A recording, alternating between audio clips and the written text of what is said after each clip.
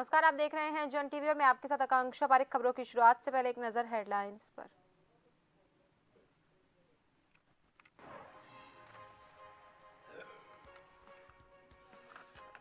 उत्तराखंड में यूसीसी पर काम पूरा, कमेटी ने सीएम धामी को सौंपा ड्राफ्ट। आरोप प्रत्यारोप का दौर शुरू, कांग्रेस प्रदेश अध्यक्ष ने साधा निशाना।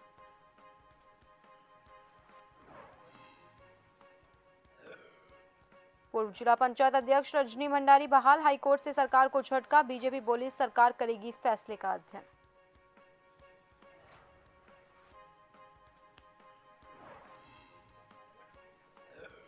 में मुकदमों में पकड़ी शराब को नालियों में बहाया, आबकारी अधिनियम के तहत किया निस्तारित। मजिस्ट्रेट, एसडीएम और पुलिस क्षेत्र अधिकारी रहे मौजूद।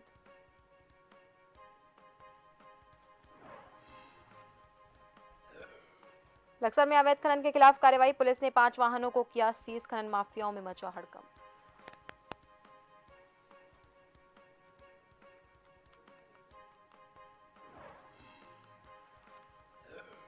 और बर्फबारी और बारिश के बाद पहाड़ों में मौसम साफ, बद्रीनाथ धाम के आसपास बिछी बर्फ की चादर, सड़क बंद, सैलानियों की भारी भीड़। वहीं धूप खिले, किसानों को राहत।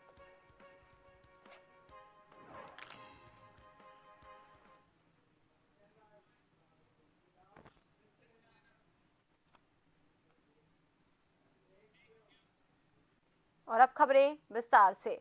उत्तराखंड में बनाई गई यूसीसी को लेकर कमेटी का काम पूरा हो चुका है, जिसके बाद शुक्रवार को कमेटी ने अपना ड्राफ्ट सीएम पुष्कर सिंह धामी को सौंप दिया। वहीं अब समिति से ड्राफ्ट मिलने के बाद इसे शनिवार को मंत्रिमंडल के समक्ष रखा जा सकेगा। इसके बाद इसे पारित करने के लिए 5 से 8 फरवरी तक विधानसभा का सत्र भी आहूत किया है। इसके साथ ही अब आरोप प्रत्यारोप का दौर शुरू हो गया। कांग्रेस के प्रदेश अध्यक्ष करण माहरा ने सरकार पर आरोप लगाया कि हमारे द्वारा ड्राफ्ट का मसौदा मांगा गया, लेकिन सरकार ने ऐसा नहीं किया। अब जब ड्राफ्ट मिल चुका है तो 24 घंटे के अंदर पक्ष और विपक्ष के विधायकों के साथ ही पत्रकारों और बुद्धिजीवियों को ये ड्राफ्ट पहुंचाया जाना चाहिए।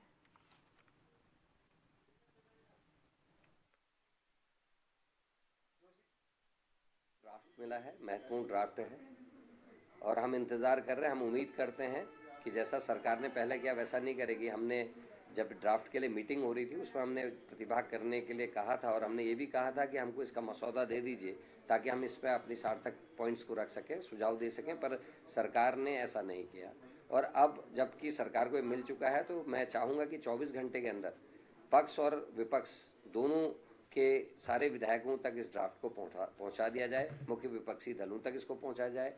यूसीसी हमारे संकल्प पत्र का आधार था और हमने जब जनता से वादा किया था कि जब हम सत्ता में आएंगे हम समान नागरिक संहिता को लागू करेंगे।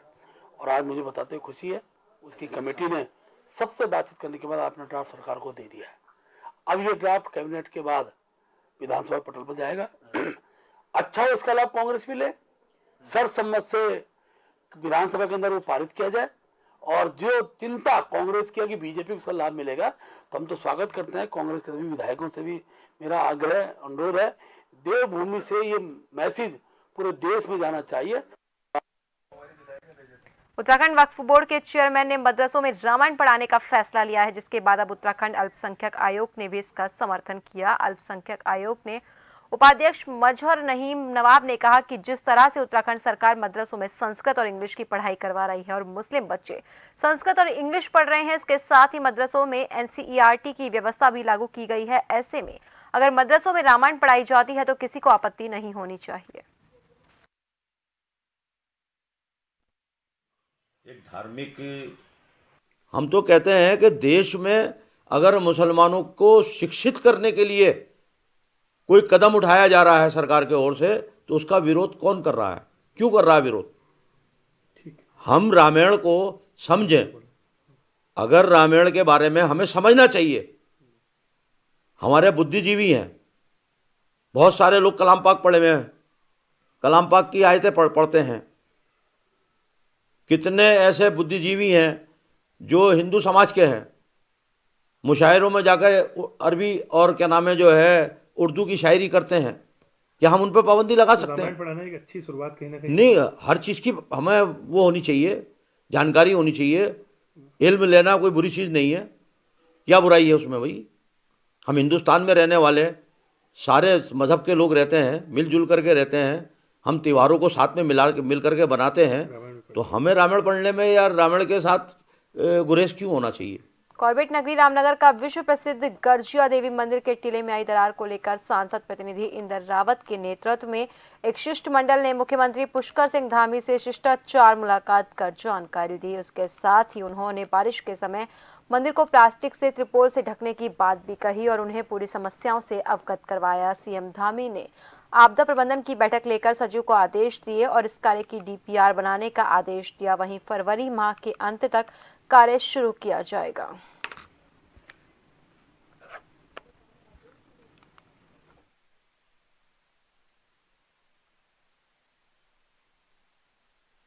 गर्जिया मंदिर में काफी दरारें आ चुकी हैं, जो कि लाखों श्रद्धालुओं का आस्था का केंद्र है। और इस विषय में मैं माननीय मुख्यमंत्री पुष्कर सिंह धामी जी से एक प्रतिनिधि मंडल यहाँ गर्जिया मंदिर से लेके गया था, जिसमें मुख्य रूप से उसमें पुजारी जी शामिल थे। और माननीय मुख्यमंत्री जी ने उस विषय को संज्ञान में लिया और तुरंत जो है कि उसमें आपदा प्रबंधन की एक बैठक बुलाई और डीपीआर बनाने के लिए कहा। और यह पूरी समिति को और मुझे आश्वस्त किया कि फरवरी माह अंत तक गर्जिया मंदिर का जो सौंदर्यीकरण है, जो प्रोटेक्शन वॉल है, वो उसका काम शुरू हो जाएगा। लक्सर में अवैध खनन के खिलाफ कार्रवाई करते हुए अवैध खनन से लदे 5 वाहनों को सीज किया, जिससे हड़कंप मच गया। आपको बता दें कि खनन माफियाओं में हड़कंप मचा। हरिद्वार एसएसपी प्रेमेंद्र सिंह डोभाल के निर्देश पर लक्सर पुलिस ने ये कार्रवाई की।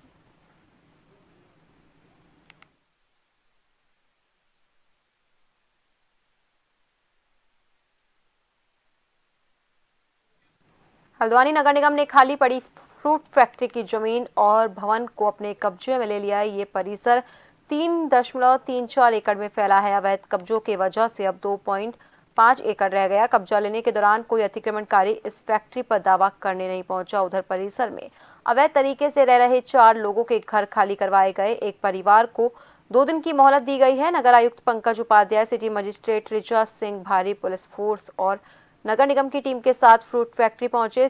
टीम ने पहले यहां अवैध रूप से कब्जा कर पार्क किए गए वाहनों को हटाया।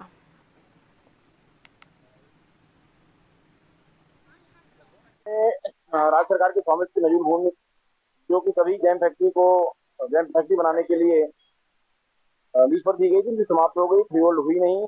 नगर निगम को अपनी आवश्यकताएं हैं। इसी क्रम में जिलाधिकारी महोदय रिक्वेस्ट किया गया था कि तो कब्जे में लेकर के जनहित में रात्रि हित में उपयोग करने की अनुमति हुई है। इसी क्रम में आज सिटी मजिस्ट्रेट, पुलिस प्रशासन और नगर निगम के संयुक्त कार्रवाई में कब्जे में प्राप्त कर लिया गया है। इसे तारबाड़ करा के संरक्षित कर रहे हैं। तो पूर्ण रूप से नगर निगम गाड़ियों की पार्किंग के लिए इस्तेमाल करते हैं। लगातार आप देख रहे हैं पिछले कुछ दिनों से नगर निगम अपनी जो संपत्ति है, निजी संपत्ति बुर्द हो रही है, उस पर तारबाड़ लगाकर अपना कब्जा प्राप्त कर रहा है और जो लोग इसको बेच रहे हैं उनके विरुद्ध भी कार्रवाई करने की तैयारी कर रहा है। इसी क्रम में आज जैम फैक्ट्री है, जिसमें अपना कब्जा नगर निगम ने प्राप्त कर लिया है और इसमें तारबाड़ अभी मौके पर की जा रही है।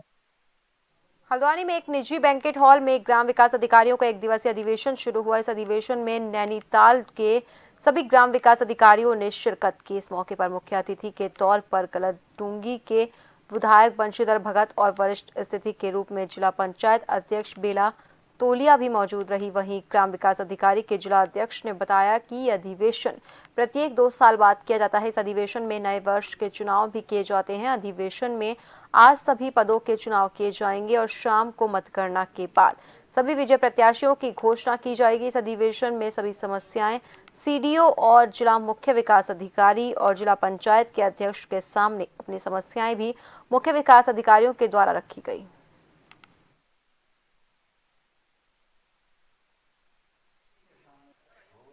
जनपद कार्यकारिणी का 2 वर्ष का होता है। 2 वर्ष के उपरांत हम जो अधिवेशन होता है, हम उसके प्रथम पाली पे हमारे जो सांस्कृतिक कार्यक्रम और जो विकास खंड स्तर पर जो बेस्ट परफॉर्मेंस जिसमें ग्राम विकास अधिकारी ने अपने कार्यों के दिया होता है, उनको पुरस्कृत किया जाता है और जनपद स्तर से 3 ग्राम विकास अधिकारियों को यहाँ सम्मानित किया जाता है। नेता कदा सभी कर्मचारियों की अपनी यूनियन होती है, वो समय समय पर उसका अधिवेशन करते हैं और उसमें द्विवार्षिक अधिवेशन है, उसमें चुनाव भी होते हैं। आगे के लिए अपने पदाधिकारियों को चुनेंगे और उत्कृष्ट कार्य करने वालों को पुरस्कृत भी करेंगे। बर्फबारी और बारिश के बाद अब पहाड़ों में चटक धूप खिल चुकी है। देर शाम पहाड़ों में कुछ इस तरह से मौसम का मिजाज बदला कि ग्रामीण इलाकों में बारिश और बर्फबारी भी देखने को मिली। वहीं पहाड़ों में मौसम साफ हो गया, लेकिन कड़ाके की ठंड भी महसूस की जा रही है। तो वहीं बद्रीनाथ धाम में तकरीबन 1 फीट के आसपास बर्फ की चादर बिछ गई और सिखों के सबसे पवित्र तीर्थ स्थल में हेमकुंड साहिब में तकरीबन 2.5 फीट के आसपास बर्फ की चादर बिछ गई।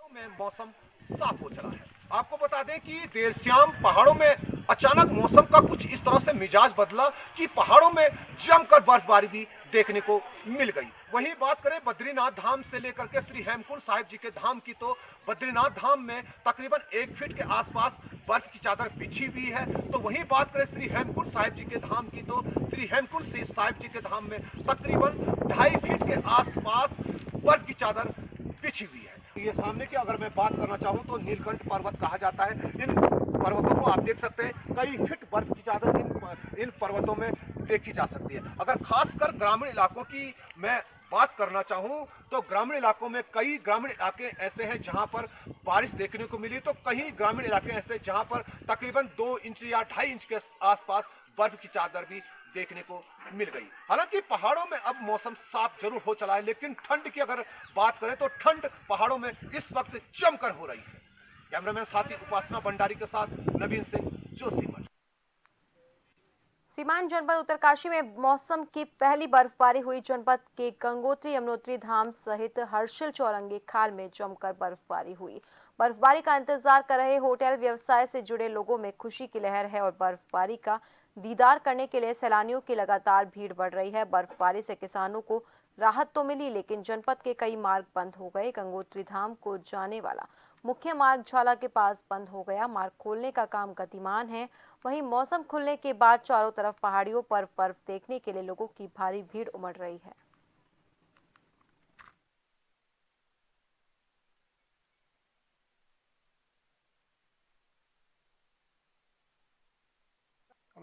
इस वर्ष की पहली बर्फबारी हो रही है, जो कि यहाँ के काश्तकारों के लिए और यहाँ पे जितने भी किसान खेती करते हैं सेब की, उनके लिए एक बहुत ही अच्छा जो है दिखा रहा है। और हम लोग भी यहाँ पे आए हैं। चौरंगी खाल में काफ़ी अच्छी बर्फबारी हो रही है। इस 2024 की पहली बर्फबारी फरवरी में हुई है। लोग यहाँ पर बड़े परेशान थे कि बर्फ़ नहीं गिर रही है, दिसंबर में ही बर्फ़ गिर जाती है, पर इस बार बर्फ़ नहीं गिरी, जिससे यहाँ पर व्यवसाय भी आजकल नहीं चल रहा था। अब उम्मीद जगी है कि अब यहाँ पर व्यवसाय 1 महीना बहुत अच्छा चलेगा। बहुत पर्यटक आएंगे, सैलानी आएंगे, नचकेता ताल जाएंगे, यहाँ पर ऊपर खाल बुग्याल है, वहाँ जाएंगे। और बराबर आज रात से बर्फबारी बराबर हो रही, अभी भी हो रही है। और अब जो है यहाँ पर जो है व्यवसाय का ठीक चलेगा, होटल वालों का। पिथौरागढ़ के उच्च पर्वतीय क्षेत्र सहित पर्यटन क्षेत्र मुनस्यारी में जमकर बर्फबारी हुई। मुनस्यारी बर्फबारी देखने के लिए दूर दराज से सैलानी पहुंच रहे हैं। वहीं निचले हिस्से में जमकर बारिश होने से किसानों को फसल को लेकर राहत मिलती है। करीब 12 बजे बाद क्षेत्र में धूप खिलने से लोगों के चेहरे खिले हुए हैं।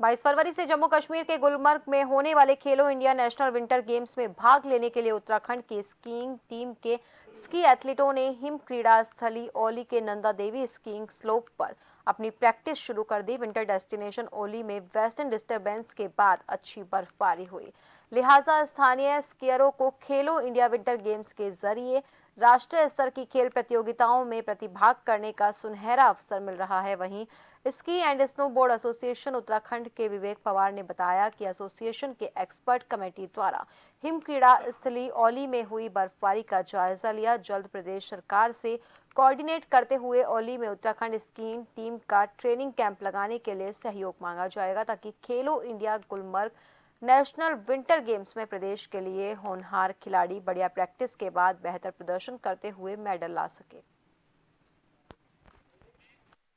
हम काफी दिनों से ओली में बर्फबारी का इंतजार कर रहे थे यहाँ पर, और पिछले 1 या 2 दिनों में यहाँ पर बहुत अच्छी बर्फबारी हुई है यहाँ पे। तो इसकी से जुड़े तमाम जो हमारे एथलीट हैं, ऑफिशियल्स हैं, सभी लोग अभी काफ़ी खुश हैं यहाँ पर औली में। और जो अभी आगे आने वाली प्रतियोगिताएं हैं राज्य और राष्ट्रीय स्तर की, इसमें खास तौर से जो अभी कश्मीर गुलमर्ग में होने वाली खेलो इंडिया जो चैंपियनशिप है, उसके लिए भी हमारे बच्चों की अभी यहाँ पर तैयारियां वगैरह शुरू हो गई है। आज काफ़ी लंबे टाइम के बाद यहाँ पे स्नो गिरी है, तो हम लोगों ने अभी स्कीइंग कोर्स और साथ साथ जो लोकल बच्चे हैं यहाँ पे उनकी ट्रेनिंग भी स्टार्ट कर दी है आगे आने वाले विंटर गेम्स के लिए। और कुछ लोग इसमें से जो खेलो इंडिया में भी पार्टिसिपेट करेंगे और कुछ नेशनल गेम्स के लिए तैयारी कर रहे हैं। और सारे बच्चे काफ़ी खुश हैं और अभी आप देख सकते हैं चारों तरफ लोकल स्कीयर। और मैं अल्पाइन सीनियर टीम की स्कीयर हूँ और आज से हमने खेलो इंडिया के लिए तैयारी करनी शुरू कर दी है और आज ही यहाँ पे स्नोफॉल हुआ है तो आज से हम अपनी तैयारी कर रहे हैं। फिलहाल के लिए खबरों में रुकेंगे एक छोटे से ब्रेक के लिए।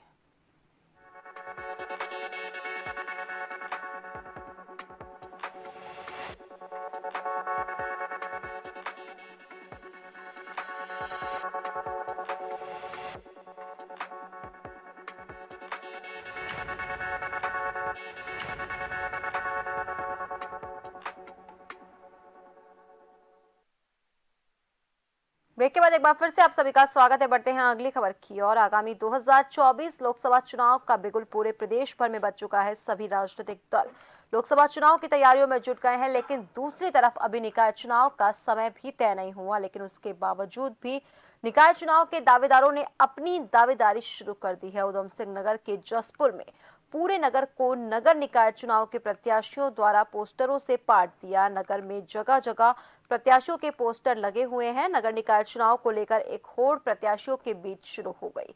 पोस्टरों को देखकर ऐसा लग रहा है जैसे नगर निकाय चुनाव बहुत जल्द होने वाले हैं। वहीं पूर्व विधायक शैलेंद्र मोहन सिंघल ने बताया कि जहां तक लोकसभा का चुनाव है, लोगों ने मान ही लिया है कि प्रधानमंत्री मोदी जी तीसरी बार प्रधानमंत्री बनने जा रहे हैं, जिसको लेकर विपक्षी दल किसी तरह का दावा पेश नहीं कर रहे। और जहां तक नगर निकाय चुनाव की बात है तो उसको लेकर लोगों में उत्साह है।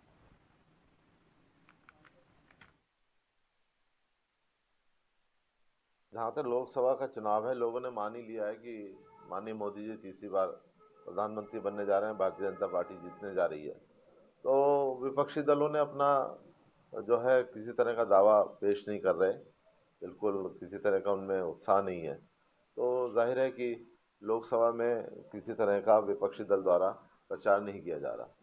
जहाँ तक निकायों की चुनाव की बात है, उसके लिए लोगों में उत्साह है, पर जब तक आरक्षण सीटों का नहीं आए तब तक किसी भी बारे में बोलना ठीक नहीं होगा। नगर पालिका को शिकायत मिली थी कि सरकारी पोल, सरकारी संपत्तियों पर कुछ पोस्टर, बैनर, फ्लैक्सियाँ वगैरह लगाई गई हैं, तो उसका संज्ञान लेते हुए नगर पालिका द्वारा सरकारी संपत्तियों से उनको हटाने का कार्य आरंभ कर दिया गया है। उनको चिन्हित भी किया जा रहा है। जिन लोगों ने फ्लैक्सी वगैरह लगाई हैं उनको भी नोटिस दिए जाने की कार्रवाई की जा रही है। कुछ जो संपत्तियों पर लगे हैं उनमें कुछ निकाय चुनाव से संबंधित हैं, कुछ एडवर्टाइजमेंट लोगों के विज्ञापन टाइप के फ्लैक्सी लगे हुए हैं। उनका 5 लोकसभा सीटों में कार्यालय का शुभारंभ करने महानगर कार्यालय पहुंचे पुष्कर सिंह धामी ने कांग्रेस पर जमकर हमला किया और कहा कि जनता ने सुशासन का साथ दिया। सीएम धामी ने कहा कि जहां सोच भी नहीं सकते थे कि भाजपा की सरकार बनेगी, उन राज्यों में भी प्रचंड बहुमत की भारतीय जनता पार्टी की सरकार बन रही है। सीएम ने कहा कि हमने देखा कि सुशासन को देश की जनता ने किस प्रकार से प्रोत्साहन दिया। 3 राज्यों के चुनाव के परिणाम में मध्य प्रदेश में प्रचंड बहुमत से सरकार बनी। वहीं कुशासन वाले राज्य छत्तीसगढ़ और राजस्थान में कांग्रेस सरकारों को जनता ने हटाकर सुशासन को प्राथमिकता दी।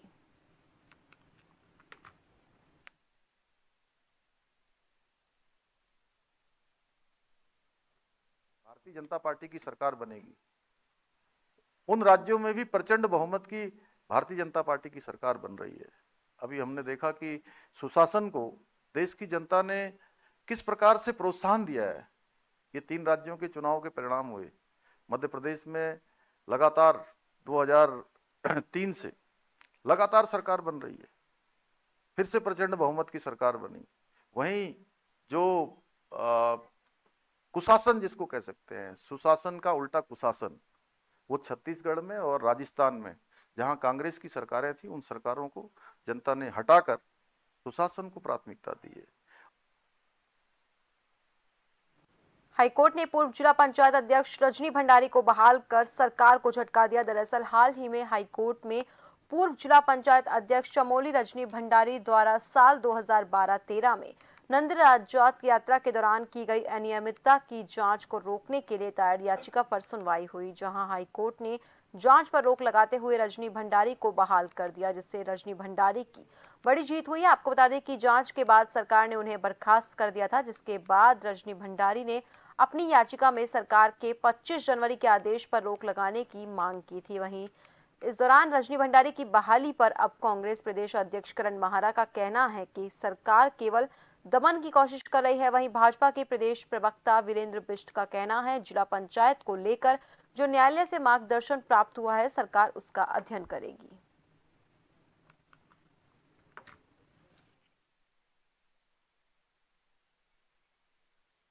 होना ही था। सरकार केवल और केवल दमन की कोशिश कर रही है।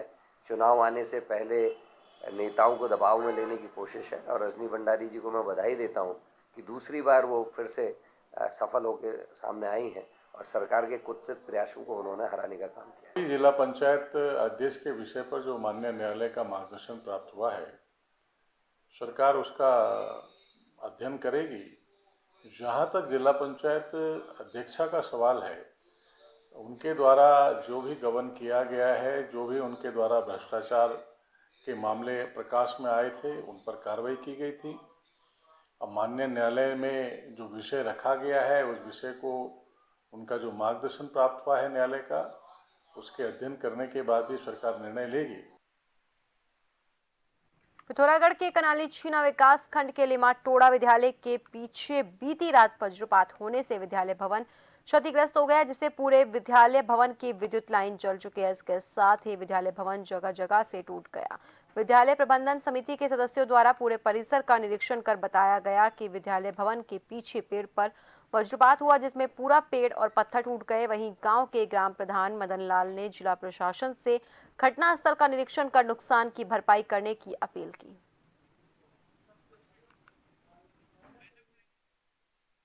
कल रात हमारे राजकीय प्राथमिक विद्यालय लिमाटोड़ा क्षेत्र कनाली छीना के विद्यालय भवन के पीछे जो पेड़ है, उस पर आकाशीय बिजली गिरने से वज्रपात की घटना हुई है, जिससे पूरे विद्यालय में कई चीजें क्षतिग्रस्त हो गई हैं, जिसमें पूरी बिजली की लाइन ध्वस्त हो चुकी है और जलकर भस्म हो गई है।